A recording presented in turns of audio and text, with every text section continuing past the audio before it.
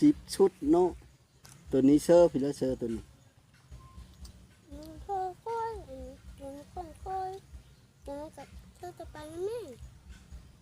ยักษ์เขียวได้กินแล้วบ่เข้านะครับ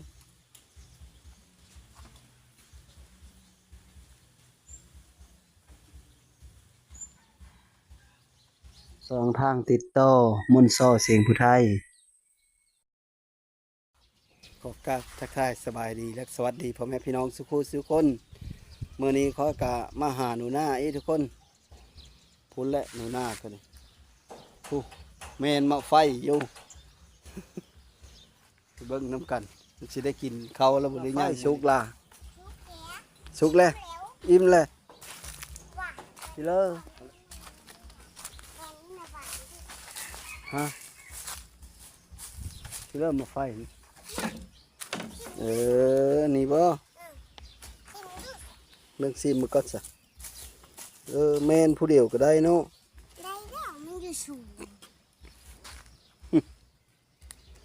เข้าบ้านมันนี่นะยังยังหวานบ่หวานอันนี้เนาะหวานอันลิ้นแหละนี่แต่พวกมาไฟอยู่บ้านดงน้ำบ่อลายดกอะไรบ้านดงน้ำบ่อใช่อยู่นี่จะบ่ดกเดี๋ยวห่อนพ่อแบนดูขับนะหวานชีหวานเดี๋ยวนี้ก็หวานด้วยกันหัวโขกหัวเห่าแม่ต้องไปเชื่อว่าเขาหดเข้าอยู่บ่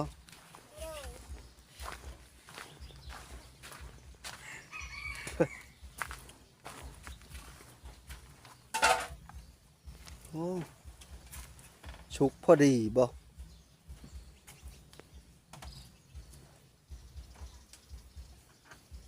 จูดเพื่อไม่วุ่นนี่นะทงยางบ่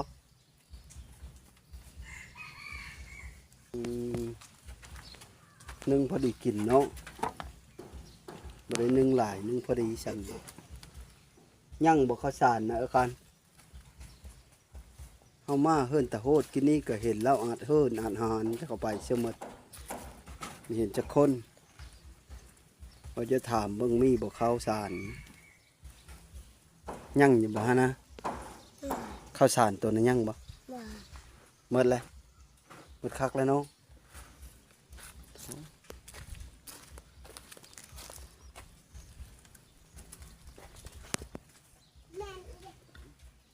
บ่แม่นเขาเจ้ากินเปิงเด้อทุกคนบ่แม่นเด้อหนูหน้ากินหลายก็ได้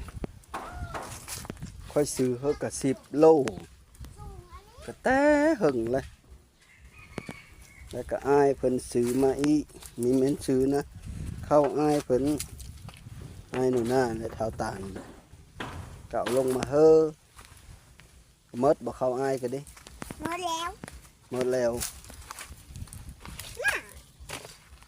มันหล่นแล้วมันเสีย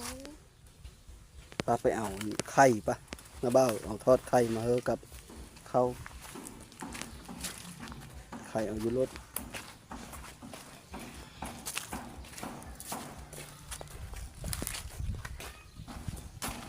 รวมแล้วโอ้ยแต่พวก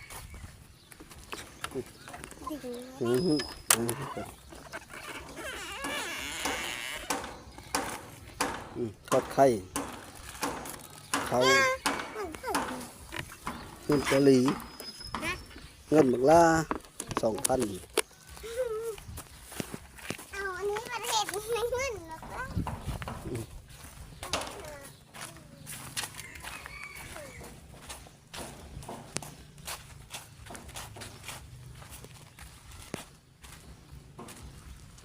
ไปเลย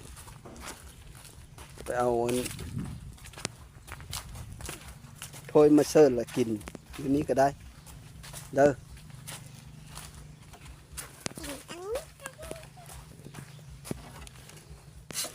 ตีวงไฟผู้เดียวก็เป็น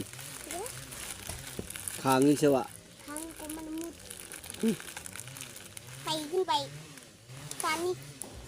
เรื่องชีเอาหางดอกไม้ด้วยก่อน กัดตีลูกไป โอ้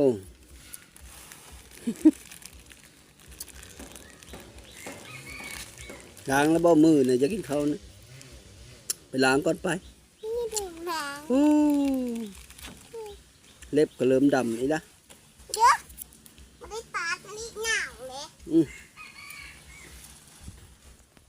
ไฟหวานจะเจอทุกคนนะแต่ว่ามันบดก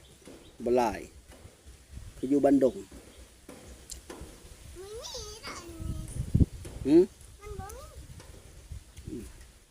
มี มีแล้วอยู่เทิงคุก มันจะเทิดมันป่าอยู่ ไม่แม่นบ่เทิง น่ะมีแม่น้องหยาอยู่ด้วย พยาแล้ว มีแม่น้องหยาจะถึง ฮะ ทั้งน้ำหมักปุ๊บ หลายบ่ ลายแล้ว สิมึงดูฮะสุดยอดบ่ฮะเอิ้นแม่มากินน้ำแม่เลิศ แม่ เอิ้นอยู่จ้าด้วยมาจ้าด้วยวันนี้ มากินข้าวน้ำเฮา มันบ่หาย หมดยังจะดีบ่ข้าวสารนะ เยอะแล้ว เห็นแล้วจะมีเห็นตะโหดช้ำมีเห็นหานเขาจ้าง คือว่าพี่น่ะมันเห็นจะโหดฉ่ำ มีเห็นตะโหดก็นี่มีเห็นเพิ่อเด้อเฮินเขาหันนะเขาอาหาร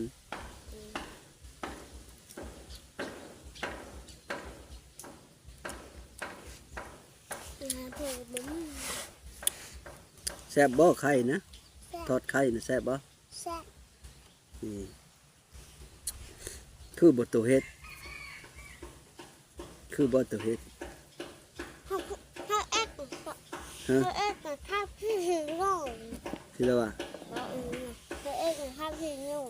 ทับซี่น้อย เดี๋ยว หลายโพดนะเบ้าเฮ็ดซี่น้อยก็กินหมดเฮินก็บ่หมดโตผู้เดียวไปเฮ็ดซี่น้อยมันก็เปิงแล้วเธอละ2น้อยก็พอเอาบ่นะเบ้าสิซื้อมาเฮอไข่นะ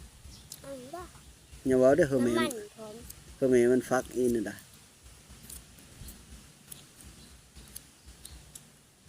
ฟาดชื่อไข่เฮอเป็นแตะพัดมา มาเสร็จพักกัน เฮอแม่มันฟักหาหั่งเฮอโยมันเป็นตะเลิงได้นะสิ เขาลงพิมพ์เลยห่างมัน มาลงพิมพ์แล้วบ่ ลงพิมพ์เลย แม่ตัวเฮ็ดโลดหา หาหั่งเฮอโลดพระเจ้าหิวจำเลือกก็มีต้มกิน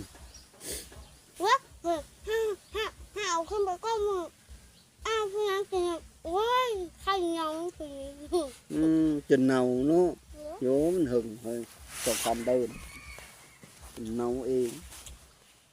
ไอ้สองคือผมหมายสองคำน่ะสองคือเลย หึ ว่าคำน่ะไอ้นั่นน่ะ แนะนำตัวนะเราว่าจะมาบ่เราว่าเลือกจะกลับตัวมื้อนั้น ตั้งตอนนั้นเด็กแล้วว่าวางน้ำ เราว่าจะมาบ่ แล้วว่าวางเท้าไรเงินเดินบ่อนเงินมาเลย อืม แล้วว่าวางเงินเลย ตามเขาแล้วเขาจะมากับมาเขาจะมาว่า ได้ละ ยินล้นเอาตัวรอด ไอ้สองนะนี่นอนอยู่ให้มันซ่อนสองคืนแล้ว เออ แล้วก็มึง อืม มึงก็ดูไปเลยได้มาก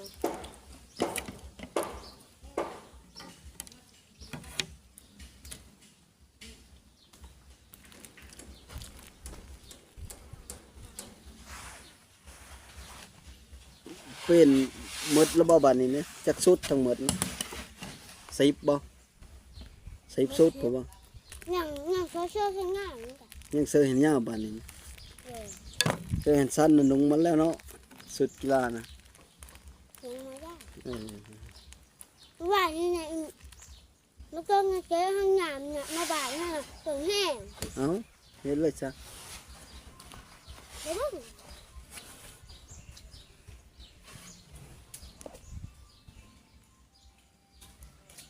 เอาเหี่ยวก็ไปเอามาเบิ่งรถอยู่ค่าอะไรนี่ค่าน้ำหนูหน้าเลยเหี่ยวกับเต้าเนาะเพิ่นเลยจึงได้อันสูบใช่บ่นี่ อู้คำเลยแบบเข็มสูบมันได้ซะ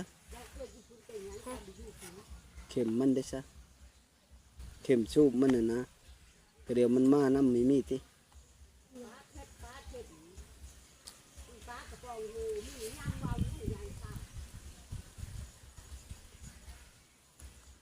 เราเว่าผู้เดียวเราอีกแล้วคืนนี้ก็เว่าบ่ บ้า คืน หมดคืน คืนนี้นะตัวได้นอนอยู่บ่ ไอ้หนูนี่ อืม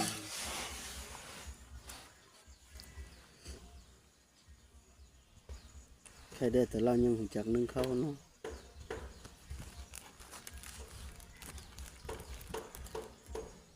หวานก็ลายเป็นก่อนแล้วว่าอะไร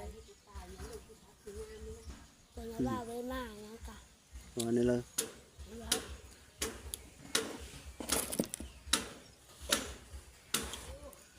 จอยมักยงไปซื้อชิคเก้นจอยมักยงไปพาเขาไปซื้อชิคเก้นนะ พาย่างไปแล้วกับแม่ก็เล่นไปแล้วเขาก็โป๊กมาใช่ไหม มักยงก็ให้ดูเพิ่นแต่พวก แม่ตัวแลนไปรัดบ่ เนาะ รัดเอ็นเลยยันตัวไป รัดไปกี่ แล้วเขาก็เล่นมาใช่ไหม บึงดวงยาน เนาะ ป๊อบ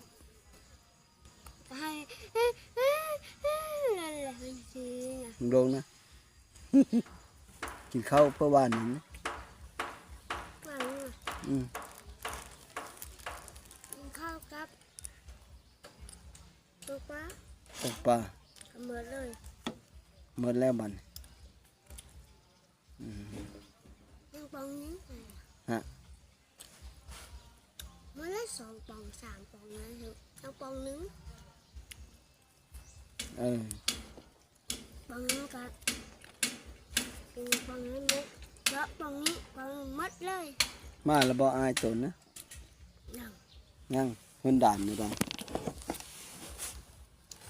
ตัวไปมื้อนั้นนะท่านได้มาบ่เพื่อว่าเพิ่นตัดนะ เขาเลยเขาขึ้นไปง่ายๆแล้วก็บึ้บแบบ ก็มาคามนะหักทับเพิ่นเขา เยอะ เพิ่นหลังเขาเอ็ดอยู่นั่นนะบ่ เลย ตึ้มรถทับหักบ่เพิ่น นักเยอะท่านนี้ก็เช้าเนาะ อืม ท่านก็เอาละมันก็ปันก็ตายแล้วมันบึ้บเช้าๆนี่ นักเลยเขากะไปหาไม้มาห้องมันกะเขาก็ปั้มขึ้นแล้วป่านนี้ ได้บ่ ได้ เดี๋ยวนี้เขาเฮ็ดแล้วบ่หรือยังอันเปิ้งๆอยู่นั่นนะบ่อันเขาเฮ็ดเปิ้งปังๆอยู่นี่นะบ่เออ เขาก็มาเชื่อแล้วก็มาเชื่อมาแล้วก็เขาก็ไปหาซื้อปูมามาเทาะเสาไม้อีก ไม่ใช่ทำไมกับ คนไม่ได้เจ็บบ่ เจ้าปลาโหลนถึงใจหัวใจ โหแตะปลาโลนนะโหเจ็บเลยเติมเนาะเอ็นแล้วจังมันจังขึ้นมาเชื่อเฮิรนคนไม่ได้ดึงบ่ซะ เนาะดึงนั่นแหละเขานั่นดึงบัวแห้งเต็ม อืม ก็มันขำนั่นตับเชื่ออันนั้นเขาแล้วก็ อืม บ้าเลย โอ้เขาดึงบ่แห้งเนาะแล้วก็เลยโงยขึ้นมาถือเฮิรนคน เนาะ โอ้ มวยทำกับเนาะทำกับเสาเนี่ยกับ อืม ทำกับไม้กัดตักง่ากับบุ่มไปทางนั้น เออ ให้เขาทำกับคนดึง เออมันแบบ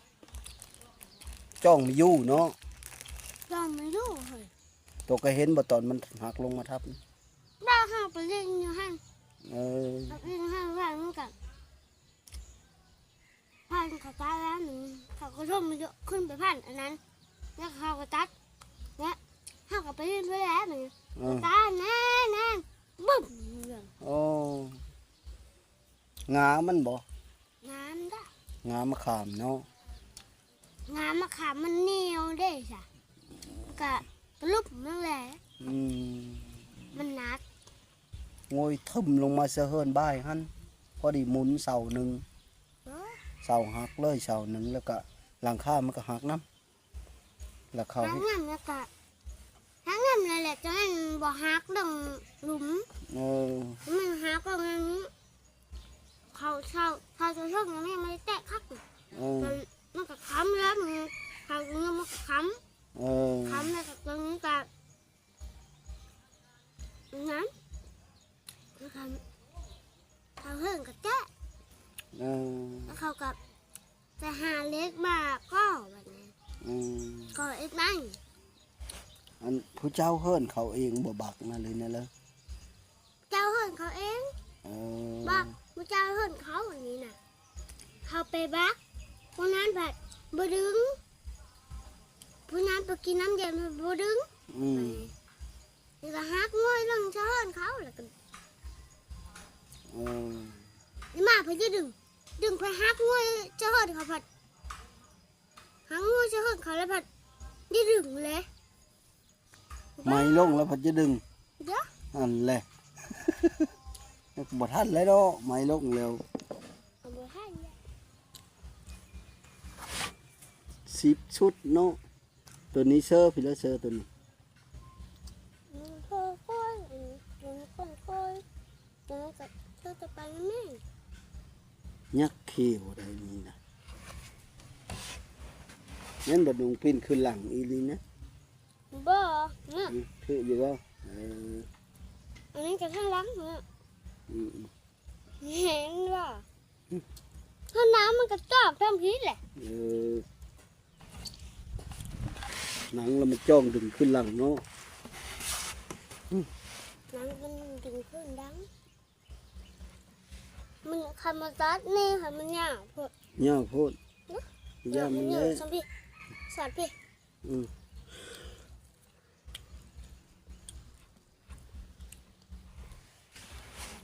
มันทำไปหั่นเลย แหละ ฮะ เลยนะ อิ่มล่ะ ที่อิ่มเลย เอาไปแล้วเธอแม่ตัวกินเนาะ กะใครมาเฮาตัวดึกเพื่อหมดสิยังแม่ตัวบาดเอาไปแล้วเฮาเรากินเรากินเพื่อจะ แล้วมันคือเยอะเลย เลยจังไปซื้อให้เราเนาะไปถามเบิ่งเขาเนาะ เราไปหาเราบนเขาจามเท่านั้นแหละแล้วแม่ก็ใหญ่เลย ตัวกินเพื่อสบานเพื่อนแต่โหดจะบ่มีคนอยู่มีเบ้ากายมาได้หันแล้วก็ซิ่งหามีเห็นเขาจะคนอยู่ จึง นั่น หาไปเห็นแล้ว ยังไม่เห็นเราเห็นแล้วสิ มันหลอกมืออื่นเพื่อมืออื่นก็ยังมันจะมืออื่นก็ยังจะมันไปบุญนี่เหยเขาเฮ้ยพี่นั้นน่ะมันไปบุญ บุญเพียบุญเชื่อมี เอ้าบุญเขาเอ็กซ์ให้ มีเห็นบ่งานดองนะ มันบอก ดอกบ้านนางหนูหรือว่ามันนี่นะเข้าอันนี้เก่าอ้อเสติดเด้อมันซื้อ มันบานมาเอาเสื้อสูบตัวแบบนี้ จะเหลือ เอาเพิ่มอันนี้มันก็ว่าไม่นะเอาเพิ่มอันนี้มันก็ว่าไม่ ธรรมดามันก็ติดมาน้ำมาบานนั่นแหละ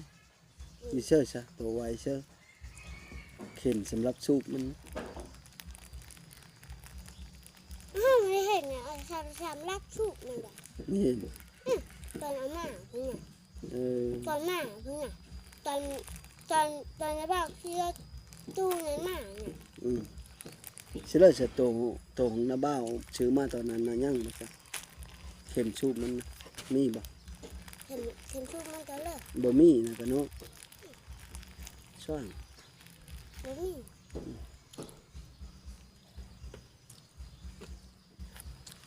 ตายแล้ว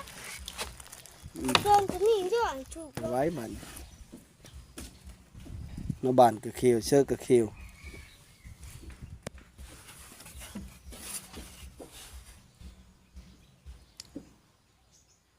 อิ่มแล้วบาดนี้เนาะคืนนี้กินข้าวก็เพื่อคืน คืนนี้นะ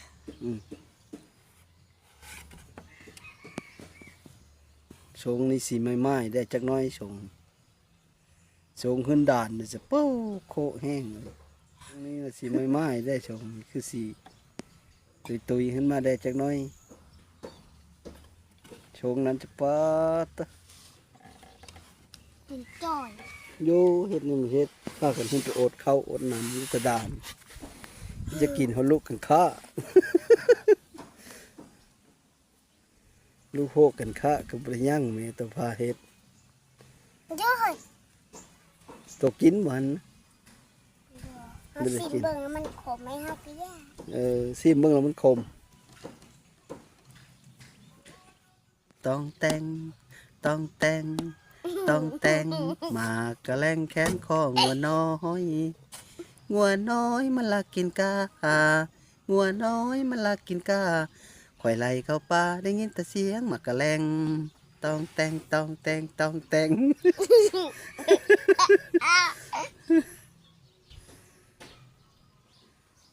ร้องนะร้องเพลงนะเพลงเพื่อได้อะได้เพลงเพื่อได้ซะเคยได้ยินเพลงเพื่อได้เข้าบ่อยคันกินบ่จะเยอะไปเลย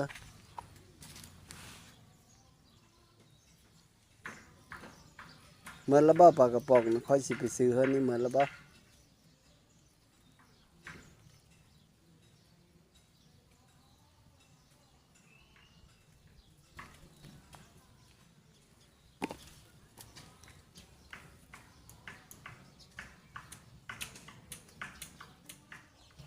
ได้เลยนี่นะฮะแม่ตัวนาเล่าต่างอีแล้วเนาะหาพี่ดูอย่ามาเคอะไปมันจะไปซื้ออันกินเฮ้อเหล้าละกินบ่เราเคยกินพี่เลยฮะเรามืออีแล้วมือนี้นะถามกับบ่ป้าเราหลายมืดคืนบ่หลายมืดคืน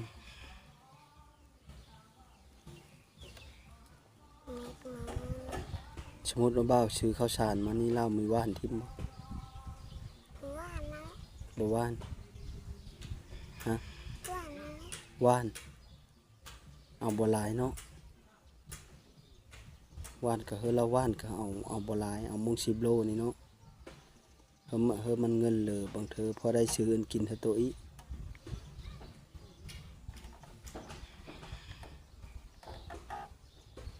ตัวเยอะเพิ่นซะกลางเว้นนี้นะฮะ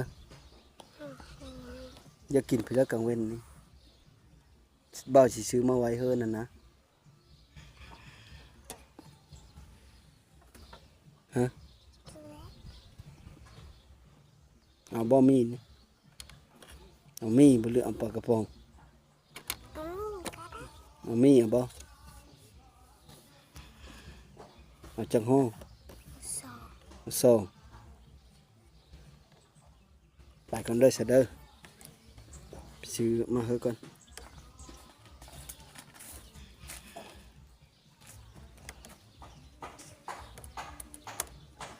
คนตอนนี้เขาก็มาฮอดหารแม่เฒ่าอีแล้วเขาก็สิมาซื้อปิ้งไก่ซื้ออันไปเฮาไว้เฮอเหล้าก็เยอะมื้อนู่นนี่นะไปถามหาซื้อข้าวสารก็ไปเพิ่นเลิกกับเขาค่างานไปเพิ่นกะโฮดกะค่างานแล้วก็ไปเพิ่นหมอกองมากับค่างานคนเต็มอยู่เขาก็บ่จักไล่ถามคือกันแหละคนเขาเอ็ดดองนะว่าอะไรก็ดี เขาเฮ็ดดอง เขาเฮ็ดดองเต็มคนเต็มเฮิรนกับเจ้าอยู่เขาบ่มีเวลาขายเฮาเด้อน้อง หนึ่งเลย มื้อหน้าพุ่นแหละทุกคนน่ะมื้อหน้าเขาจะมาซื้อข้าวสารเฮิรนูหน้ามื้อนี้ก็ไปกินข้าวค่อยไปซะก่อนเอาปิ้งไก่นี่จักเรากินเราบ่กินดอกหนูหน้าสิอิ่มแล้วค่อยเอาทอดไข่มาเฮ็ดตะเฮิรน ขันยังบ่ทันได้กิน โอ้ยมัน มึงเล่าตั้งนะนางกระตุยอยู่หั่นปิ้ง10,000ปิ้งนี่แหละ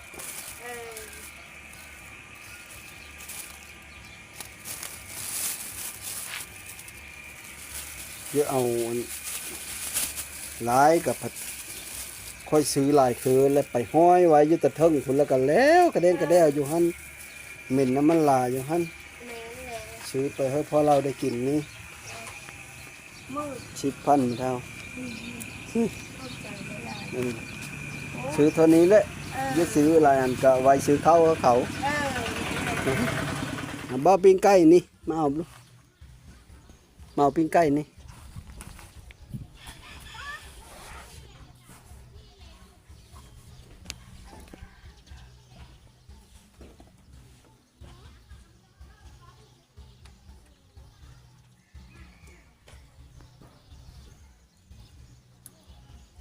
รถไว้ก่อนจังมา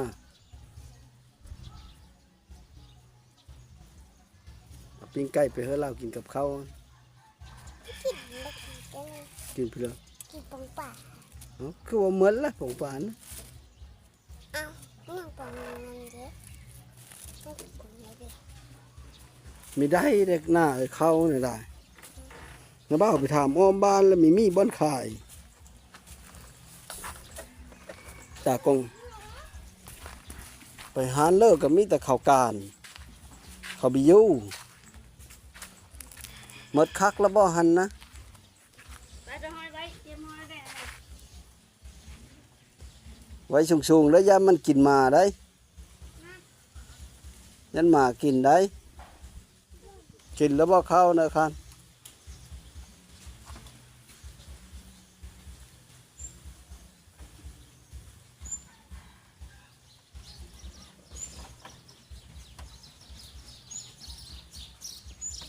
เอาไว้ได้แล้วบ่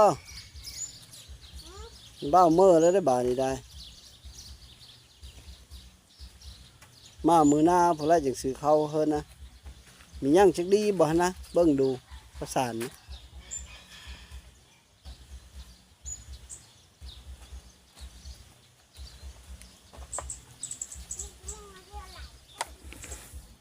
ย่อมึงดูโอ้ยได้อยู่ดอก2-3มือนะซ้ำเขาแล้วงามเว้าเมิดซ้ำเขาแล้วงานประชูเฮิรนเขาหันน้ำคนหลายเขาอาหารสุดท้ายขอขอบอกขอบใจ ที่ท้ายขอมากับใจ นำพ่อแม่พี่น้อง น้ำพ่อแม่พี่น้อง ที่เข้ามาติดตามรับส้ม ที่เข้ามาติดตามรับส้ม อันขออยู่ดีมีแห้ง ขอให้แห้ง สุขุสุขคนเด้อ ที่ผู้ซื้อคนเด้อ อันเข้าน่ะนะเข้าสาร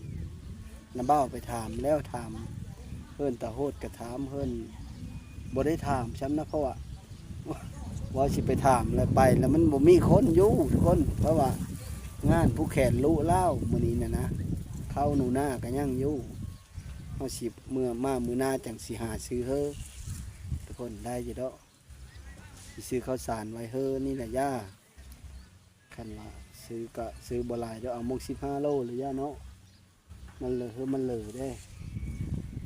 เงินตัวเดียวนี้น่ะเหลืออยู่นำหน้าบ้านน่ะ630,000ตอนนั้นน่ะ640,000นะบ้านซื้อปิ้งไก่มาเฮยละเด้นี่ก็ลดลง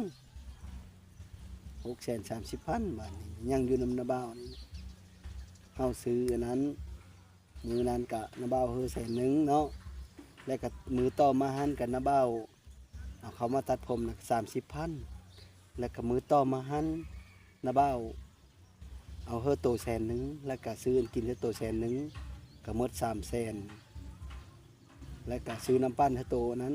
30,000ก็เป็นหมด360,000แล้วก็หน้าบ้านมามื้อนี้ก็ซื้อปิ้งไก่เฮอโตปิ้งหนึงก็เป็น370,000ก็ ก็ยังเหลืออยู่630,000เดี๋ยวนี้ทุกคนยังเหลืออยู่630,000ค่อยสิซื้อข้าวสารเฮ้อมันเหลือจากซื้อข้าวสารก็สิซื้อกินนั่นแหละมื้อเล็กมื้อน้อยไปแล้วประหยัดทุกคนเพราะว่าเงินค่ำมันไม่ได้หาได้มากง่ายๆเพราะนั้นพอดีกันมีผู้เพ้ออันนี้ก็เงินไอเอกเพิ่นมาแต่โคราชผู้เพิ่นเฮอคอยแต่หึงแล้วเขาก็ทำให้ไว้อยู่นี่แหละทำให้ไว้อยู่น้ำคอยนี่แหละเพราะว่าเพื่อเขาหันแหละเขาเกิดทำให้ไว้เขาคัดสิเฮอโป๊ะบ้าเดียวโลดกะมดหนึ่งมากกับมดช่องมากกับเขาเอาไว้บุเป็นทิมยังใหญ่ไปแล้วก็แล้วหนึ่งมากกับคันเสียวเฮออายเอาไว้กะมันพอได้ย้อนนี่แหละมัน ยังจะอายไปชี้ให้ อายผัดใส่บกเป็นประโยชน์คือเว้าอะไรใส่ต่ออายผู้นั้นกะมาเคอแม่เดินละเธอก็บ่ได้นะเขาก็ครอบโค้เขาว่าอะไรกันแล้วก็เลยคอยนี่แหละเอาไว้ดีที่สุดนั่นเข้าใจน้ำกันทุกคนนะก็สิเก็บไว้เขามันนั่นแหละหนูหน้าคือเก้านั่นแหละสุดท้ายก็ขอบใจน้ำพ่อแม่พี่น้องสุขคนที่ทำมาติดตามรับชมขอให้อยู่ดีมีแห้งโชคขมานให้ลำฮาโลยเด้อสบายดี